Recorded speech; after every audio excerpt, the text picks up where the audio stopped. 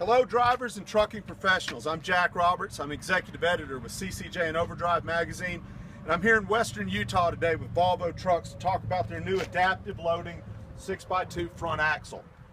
Standard axle configuration looks pretty normal, but this is an axle with a twist. This is a fully automated liftable axle.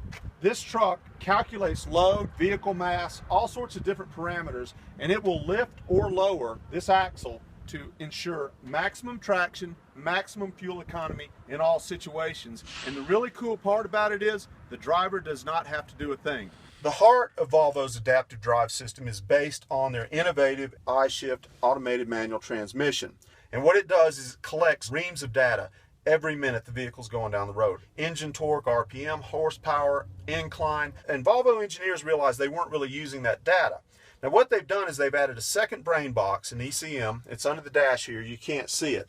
But what it does is it calculates variables such as load, mass, and it relays that information to the drive axles automatically at all times to ensure that you're getting optimum traction in all situations. Now, it's a fully automatic system, but in certain circumstances, the driver may want to sort of tweak where the axle positions are. Chris Statler, he's product manager, Regional Haul, and he's going to walk us through how a driver can actuate these switches and get the axle to perform exactly the way he needs it to meet, say, rain, snow, or any kind of conditions he might be operating in.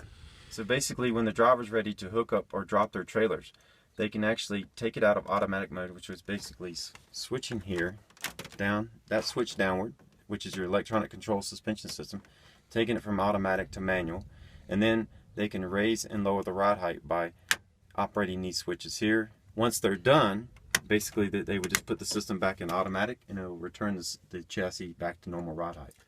When it comes to winter mode, they can put that switch in the upward position, and that's going to be enhanced traction mode.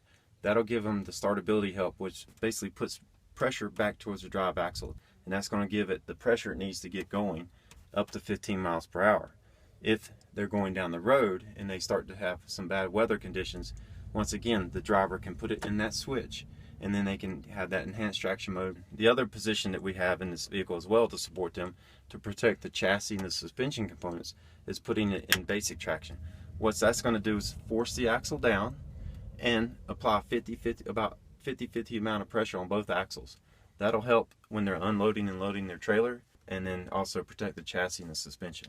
So a really simple way to explain this from a super high level is the system either automatically or through driver intervention puts weight on the drive axle to give you added tractive effort whenever you need it. Is that a very simple explanation of it? Yes, that's correct.